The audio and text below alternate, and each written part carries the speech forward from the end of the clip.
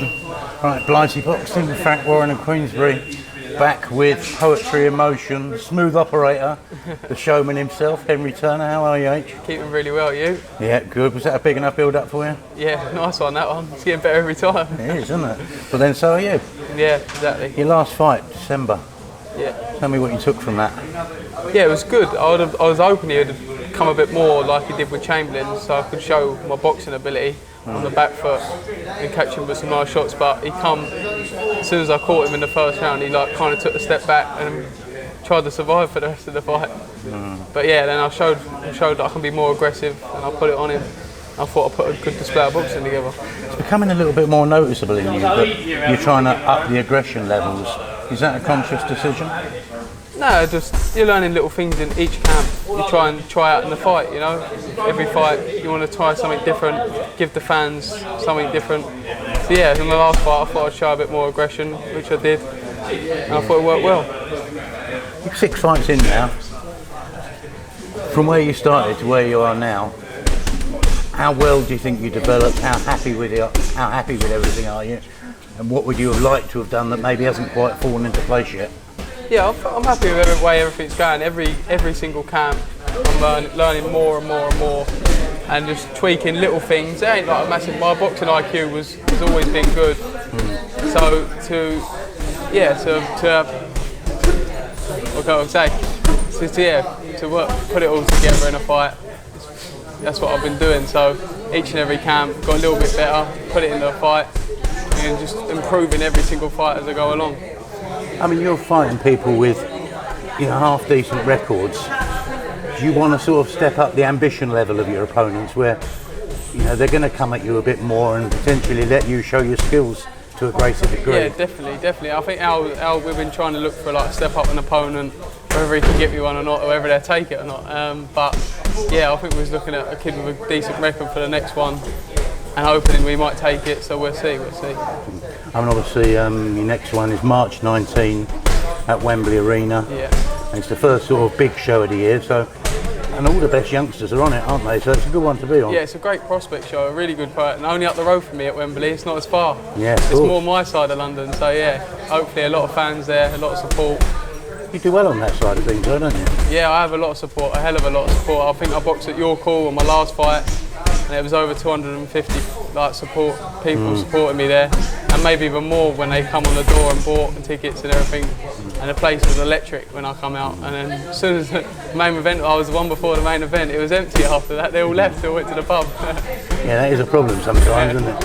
How are you cultivating that support? I mean, you're a quietish sort of lad. I shouldn't imagine you're down the pub much and things like that. So I mean, it's difficult to grow it, isn't it? But you seem to be managing it somehow. Yeah, within the showman community, everyone knows everyone. So you go out to a wedding or something, you meet people there, and your friends, you know everyone as it is.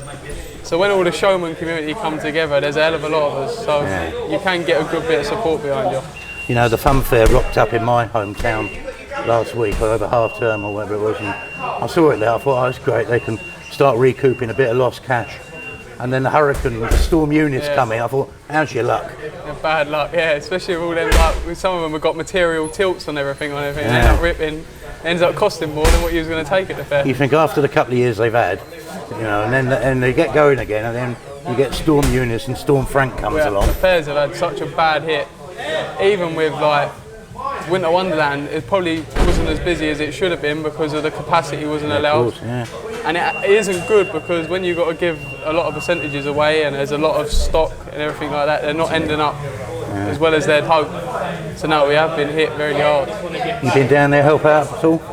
I haven't done no fair helping out. I've just been focusing on my boxing in the gym every day. I've even been struggling to work at the metal yard because I've been so busy with boxing and everything.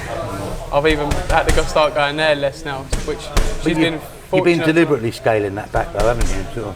Yeah, well, I'm fortunate enough. The lady sponsors me, and I help her out with work and everything. And she's been really good and said focus on your boxing more, and then just come in a day here and there when you can. So no, it's been really good. That's helped me out a lot. Tell me about sparring. I mean, I'm hearing you're sparring some quite illustrious company. Josh Taylor, I'm just hearing from Mr. Smith. I mean, he's preparing. He's a undisputed champion, preparing for undisputed fight against Jack Catterall.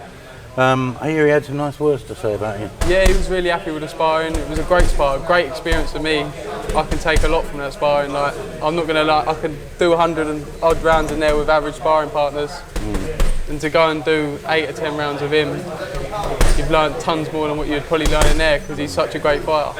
Is it more mentally draining because you've got to be so switched on and wondering what he's going to do? You can't take your eye off the ball. Yeah, you've got to be switched on from round one. Not even the last 10 seconds. Just you've got to be switched on constantly. Did he buzz you at all? No, it was all right. I was all right. I've come out. I look all right, don't I? Yeah. Well, when was it? It was only last week. So last week. Yeah. Did you have to use all your lateral movement and your silky feet? Made sure I lose my head and my feet. Got my way out of all the shots. What do you want to achieve in this year? I mean, okay, we're starting a bit late in March, but you know, I'm sure you'll get a few fights in. Certainly, you'll get yourself up to 10. Yeah. Obviously, we're talking about the English title early on. There was a good fight for that the other day. The southern area's kicking about somewhere. Is that sort of a route you fancy? Yeah, I'm hoping so. Hopefully, I'll have a couple more fights, and hopefully, it'll be a title and then a title fight this year at some point. It'll be great. I'm hoping they can get that sorted. Feel ready? Yeah, I feel ready. I'm ready when they are. I mean, you're one of these people you're not going to get hurt. So whichever thing you do, I try not to. Yeah. Well, yeah. I mean, you're smart enough to stay out of bother, aren't you? So whoever you go in with, you're going to be able to look after yourself, aren't you? Yeah, hopefully, yeah. But that's the aim this year, to get a title and mainly stay active. Like, hopefully, get a good few fights in this year, get a title, that'd be the perfect, and get a stoppage would be the perfect year. What would it feel like just to get that stoppage? I know you're a boxer, it doesn't bother you, but you look how it bothered Mickey over there. He was desperate for it, wasn't he? Yeah. Do you feel like that a little bit? The thing is with me and Mickey, we're two different style of fighters. I'm more of a back foot fighter, so it probably wouldn't come to me as much quick as it had come to him. But yeah, like obviously it plays in your mind, but I don't really think about it. I'm happy to get the rounds in because I know in the future it's going to hold me in good stead to have them rounds under my belt, especially when it comes to doing 10 and 12 rounds. I've done the rounds and that, and in my apprenticeship, as you can call it, at the start. And then when I'm ready to step up for big titles, hopefully I'll play a part in it. Do you feel with your physical development now? Because I mean, you look bigger and stronger every time I see you. So. Yeah, I'm filling out and getting bigger at every single camp. I come back, I'm getting bigger and bigger. I notice it myself. So hopefully one day, your neck as well. Yeah, neck's getting a bit bare, but hopefully one day, the strength will come on. And hopefully I can start seeing them knockouts and them falling onto some beautiful shots. But I would say that people enjoy watching you, and there's a lot of people you wouldn't want to see 10 rounds, 12 rounds, whatever, but I would say you're one of the ones that people would enjoy watching it. So whichever way you do it, it'll be okay. Yeah, I just like to stick to the art of boxing, hit and don't get hit. Absolutely. Right, Henry the Showman. Nice to speak to you. March 19, Wembley. Everyone should tune in, BT Sport. I wonder if you get even more compliments from the pundits. Yeah, and hopefully a load of support. Absolutely. Henry, thank you. See you later. Thank you.